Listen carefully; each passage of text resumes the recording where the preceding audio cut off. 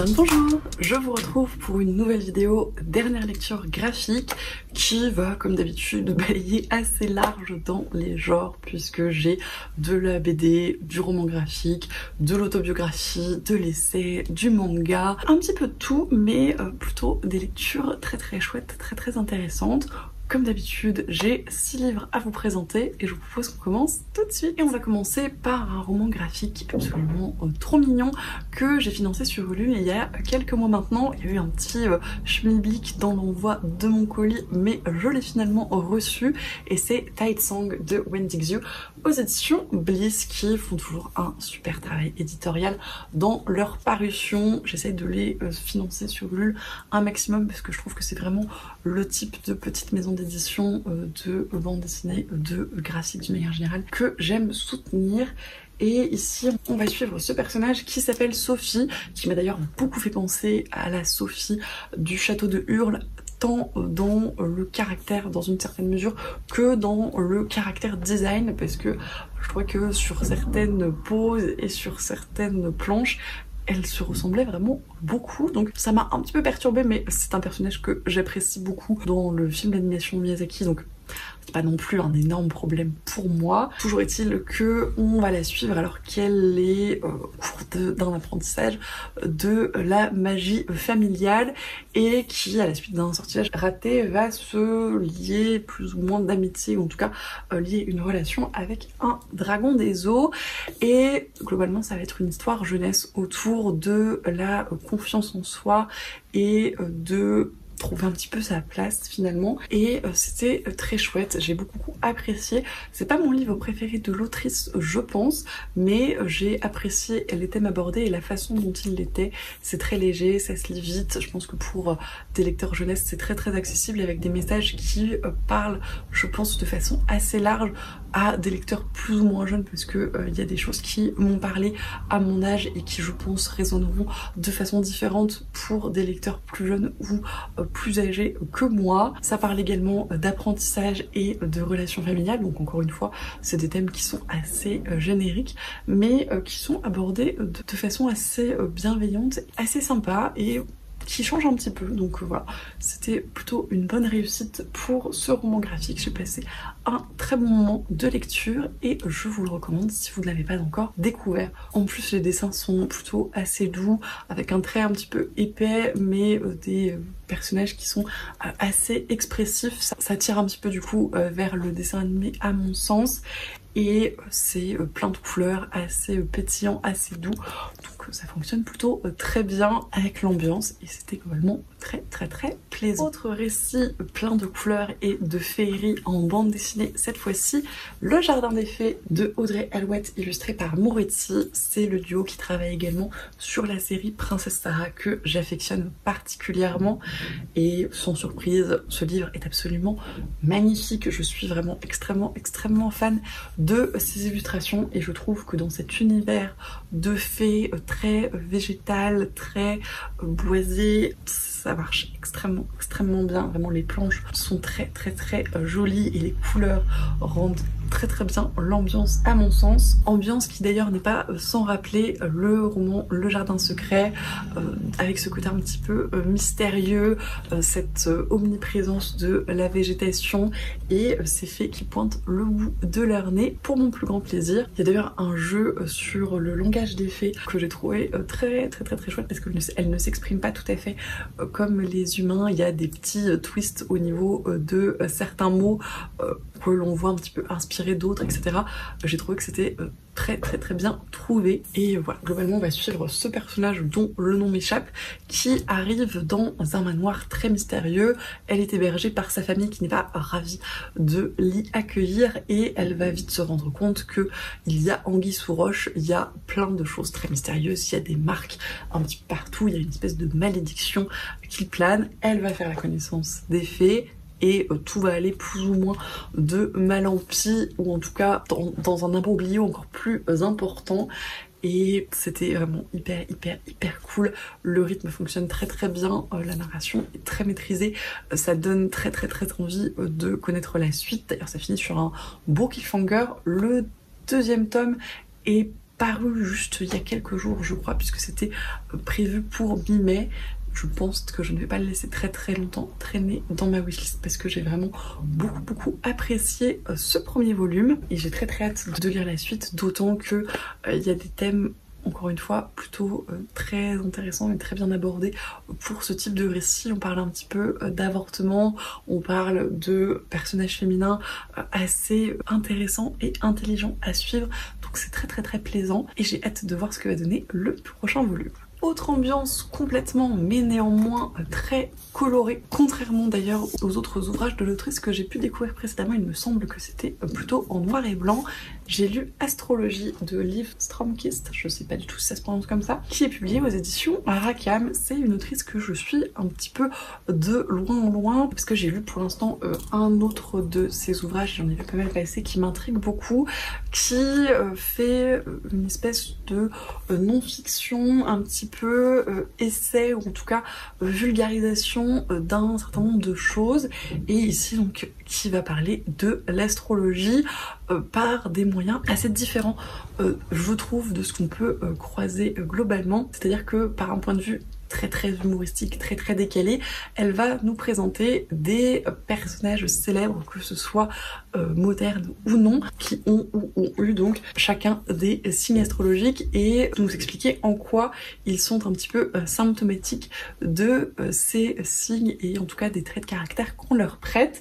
Ça permet de découvrir un certain nombre d'histoires toutes plus rocambolesques les unes que les autres et de frasques assez retentissante globalement, mais du coup ça permet également d'en apprendre sur plein de sujets plus ou moins historiques, notamment sur l'invention et l'introduction du Valium aux États-Unis et toutes les conséquences assez catastrophiques que ça a pu avoir. Ça parle aussi de chirurgie esthétique et notamment de ses dérives, ça parle d'achat compulsif, hein. Ça balaie un panel de sujets de société assez intéressant et voilà, avec ce côté très décalé humoristique et ce prétexte astrologique qui du coup fonctionne plutôt très bien. Ça critique voilà, un certain nombre de célébrités, Kim Kardashian, Gwyneth Paltrow, etc. Et ça le fait de façon assez intelligente à mon sens. C'est pas le style graphique que j'apprécie le plus honnêtement, c'est vraiment très caricatural dans le sens caricature de journaux, mais du coup la caricature fonctionne très bien et comme il est question de parler de personnages réel existant, et bah finalement c'est tout ce qu'on lui demande et ça je trouve rentre encore une fois bien dans ce côté humour décalé. Ça parle également en plus de ces personnages isolément des couples de signes astrologiques et des plus ou moins et de leur plus ou moins grande compatibilité et des conséquences de celles-ci sur leurs histoires et encore une fois c'est l'occasion de découvrir des histoires toutes plus rocambolesques les unes que les autres et j'ai appris énormément de choses sur des personnages plus ou moins historiques, donc c'était plutôt très chouette à ce niveau. Et dans la troisième partie, l'autrice va s'attacher, comme elle le fait de façon un petit peu plus classique dans ses autres ouvrages, et ce qui me manquait un petit peu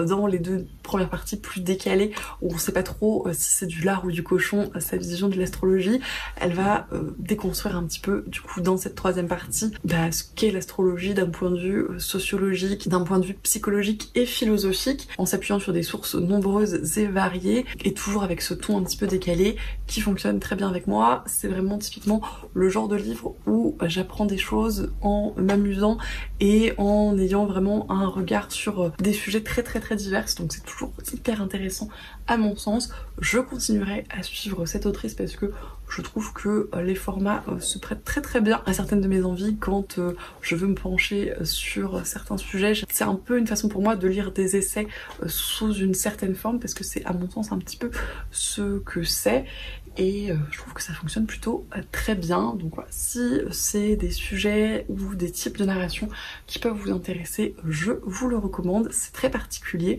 mais c'est très intéressant néanmoins. Et on va enchaîner sur les suites de saga et continuer un petit peu ici dans la non-fiction puisque j'en ai lu deux récemment alors que ça ne m'arrive absolument pas très souvent sinon. Celui-ci c'est une suite de saga que je repousse depuis des temps immémoriaux parce que je dois bien avouer que le premier tome m'a un petit peu traumatisée. Je l'ai trouvé absolument passionnant mais extrêmement violent et extrêmement dur à lire à plein de niveaux. Donc voilà, je freinais un peu ma lecture du second tome et j'ai eu une très bonne amie qui me l'a prêté. Je pense qu'elle en avait marre que je passe devant à chaque sortie en librairie en ayant cette espèce de relation de recul avancé perpétuel. Elle a pris la décision pour moi et je l'en remercie. Ça m'a forcé à le lire.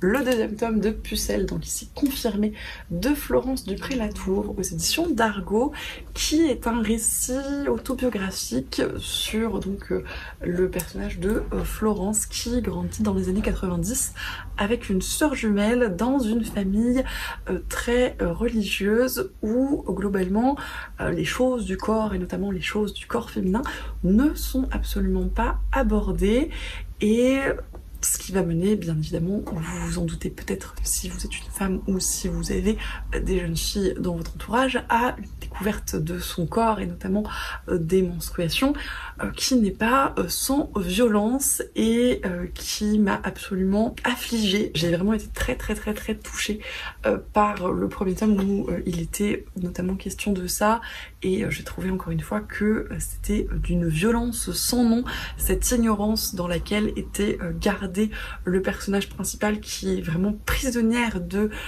sa méconnaissance absolue de tout ce qui peut toucher à son corps, à elle-même et qui m'a vraiment énervée à un point assez fou. Donc voilà. C'est pour ça que j'ai eu du mal à me lancer dans cette lecture, mais je ne regrette pas du tout parce qu'encore une fois, il y a des thèmes abordés qui sont absolument nécessaires et qui sont très bien faits, même si je me suis également bien énervée, notamment sur un passage absolument fabuleux où l'autrice relate la diffusion en cours de SVT d'un film propagande anti-avortement, encore une fois, dans les années 90. Et décortique un petit peu les mécaniques de ce film et l'impact qu'il a eu ensuite dans sa vie, puisque passer ce genre de contenu à des adolescents et adolescentes en formation qui sont pas encore construits psychiquement et qui se prennent encore une fois cette violence absolument infernale en pleine figure et qui vont se la rappeler pour le restant de leur jour, c'est quand même assez atroce. Donc voilà, c'est pas une lecture légère, c'est pas une lecture joyeuse, c'est pas une lecture qui vous fera vous sentir bien dans votre vie et qui vous redonnera foi en l'humanité, mais à mon sens c'est une lecture nécessaire parce que même si j'ai pas grandi dans les années 90 aussi précocement que ce personnage, et bah il y a des choses qui me parlent encore aujourd'hui et même si les niveaux sont parfois un petit peu différents, il y a des choses qui restent toujours vraies à l'heure actuelle et c'est ça qui est encore plus affligeant. Et voilà, globalement c'est à plein de niveaux que je ne vous évoquerai pas forcément parce que ça peut être un petit peu spoilant étant donné que c'est un tome 2. C'est une série qui est à mon sens nécessaire. Faites attention à vous, il y a des trigger warnings à foison, vous vous en doutez bien. On va parler de harcèlement, de mal-être scolaire, on va parler de relations sexuelles plus ou moins consensuelles et bienveillantes, on va parler de rapport au corps très difficile, on va parler de religion, on va parler de conjugopathie avec des parents qui sont très particuliers, qui ont une relation entre eux très particulière, mais également avec leurs enfants, donc pareil de relations mère-enfant, père-enfant, pas très sympathique. Enfin, il y a vraiment plein de choses qui peuvent, je pense, être triggerantes. Donc faites attention à vous, lisez-le quand vous êtes bien, lisez-le quand c'est un bon moment, mais lisez-le si ça vous intéresse. Et il y a vraiment plein de sujets qui, je pense, sont d'intérêt. Comme pour le précédent, c'est pas forcément le style graphique que j'apprécie le plus, même si je suis plutôt cliente de la colorisation et des couleurs utilisées. Le trait et notamment le dessin des personnages, c'est pas forcément ce qui me touche le plus, mais c'est peut-être aussi bien parce que je suis déjà bien touchée par des personnages que finalement je visualise peu au vu du dessin, donc ce serait probablement encore pire si leurs traits me parlaient davantage. Donc c'est peut-être un mal pour un bien, on ne sait pas. Toujours est-il que je continuerai la saga quand le prochain sortira parce que cette fin amène à une suite bien évidemment. Mais peut-être que ce sera dans quelques mois, années suivant la sortie, comme pour ce tome-là, le temps que je me décide, sauf si encore une fois on me force gentiment la main, ce qui finalement était plutôt pas mal. Et on va passer dans un registre beaucoup plus léger aux suites de saga manga que j'ai lu ces derniers temps et que je continue assidûment. Et la première ne vous étonnera probablement absolument pas, le tome 11 des Carnets de l'apothicaire de Itsuki Nanao et Neko Kurage aux éditions Kiwon, une série de mangas dont je vous ai parlé, je pense, 50 fois probablement, que j'affectionne particulièrement, que je vous recommande toujours aussi chaudement, dont j'adore absolument les dessins que je trouve magnifiques, avec en plus vraiment à l'opposé d'un certain nombre de mangas, un jeu sur les décors et sur les costumes qui est absolument formidable. On suit toujours le personnage de Mao Mao qui est toujours dans la cité impériale où elle se dépatouille d'un certain nombre de magouilles politiques grâce à ses connaissances en herboristerie notamment. Et là, ce tome-ci est dans la continuité du précédent et va nous permettre d'en découvrir un petit peu plus sur la famille impériale à proprement parler, et c'était absolument passionnant. En plus, il y a des petites questions de génétique et on parle un petit peu de daltonisme et de trucs un petit peu plus biologiques que j'ai trouvé très bien, très bien amenés de façon très intéressante. C'est des sujets que j'aime bien globalement, donc c'était tout bénef. Ça parle de la tradition et de son origine, parfois très prosaïque malgré les côtés un petit peu mystiques qu'elle peut développer au fil de l'eau, et le fait que des fois c'est dicté juste par des obligations assez logiques finalement, et ça c'était vraiment très intéressant. Il y a, je pense pour la première fois dans ce tome-là, un petit aperçu, un petit clin d'œil du futur où on a une petite ligne de dialogue qui nous dit que Mao Mao va regretter cette décision. Donc ça engage des choses assez prometteuse pour la suite, on va dire. Oui, on en apprend également un petit peu plus sur le personnage de Jinchi qui jusque-là était très mystérieux et qui m'a plutôt bien intéressée. J'ai trouvé que c'était plutôt très chouette. Je vous recommanderais, si toutefois vous en avez l'occasion et l'opportunité, d'enchaîner le tome 10 et le tome 11 et de ne pas faire comme moi parce que j'attendais les sorties des deux, donc forcément il y a eu une coupure qui correspondait à la latence de sortie. Si vous n'en êtes pas encore là et qu'il vous reste le 10, enchaînez les deux autant que possible parce qu'à mon sens c'est vraiment une entité à part entière dans l'arc narratif et dans la construction globalement, donc ça fait plus sens que de les échelonner. Ce n'est que mon humble avis. Toujours est-il que, encore une fois, c'est une lecture que je vous recommande chaudement et j'aimerais saluer le travail de cette couverture. Les couvertures de ce manga sont toujours magnifiques, mais ici il y a un rapport avec l'histoire de ce tome en particulier que je trouve vraiment très cool, sur lequel je tenais à insister. Si vous n'avez pas encore découvert les Carnets de l'apothicaire, je réitère ma très chaleureuse recommandation. Si vous avez déjà lu ce manga, n'hésitez pas à venir m'en parler en commentaire parce que vraiment on n'en parle pas assez. Et très rapidement, parce que je pense que je n'ai pas 1000 trucs à en dire, d'autant que je vous ai parlé du tome précédent il n'y a pas très longtemps. J'ai lu le 3e tome de Naruto Hokage, donc de Masashi Kishimoto aux éditions Kana. C'est la suite des aventures de Naruto, c'est le début de l'examen des Chunin pour ceux qui savent un petit peu les tenants et les aboutissants narratifs de la série. Donc en gros c'est un petit peu le début des ennuis hein, si on veut. On en discutait avec The Riddler, mais c'est l'origine de bien 30 à 50% de la merde ultérieure du monde des ninjas hein, globalement. Donc voilà, c'est encore une fois très intéressant de le voir avec le recul de tous les épisodes suivants de la série, parce qu'on se rend compte à quel point ça tenait à pas grand chose et que s'il y avait eu parfois un petit peu plus de discernement, peut-être certaines choses auraient pu être évitées, mais ça c'est un peu le jeu de la narration, j'ai envie de vous dire, et en ce sens c'est bien réussi.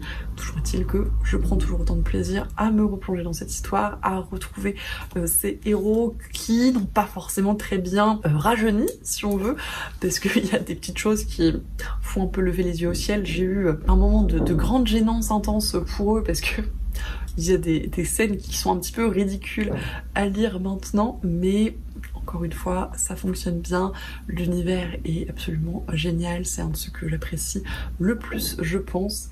Et c'est toujours un plaisir d'y retourner. Je continuerai bien évidemment à me procurer les tomes de cette série avec grand plaisir. Je pense m'inspirer très largement de The Riddler et essayer de m'en faire un par mois. Ce serait plutôt cool pour essayer de rattraper un petit peu mon retard sur cette réédition de la série. Et puis je vous en reparlerai de toute façon assez fréquemment du coup. Et voilà, c'en est tout pour ces dernières lectures graphiques. Merci d'avoir regardé la vidéo jusqu'au bout si vous êtes encore là. J'espère que ça vous a plu.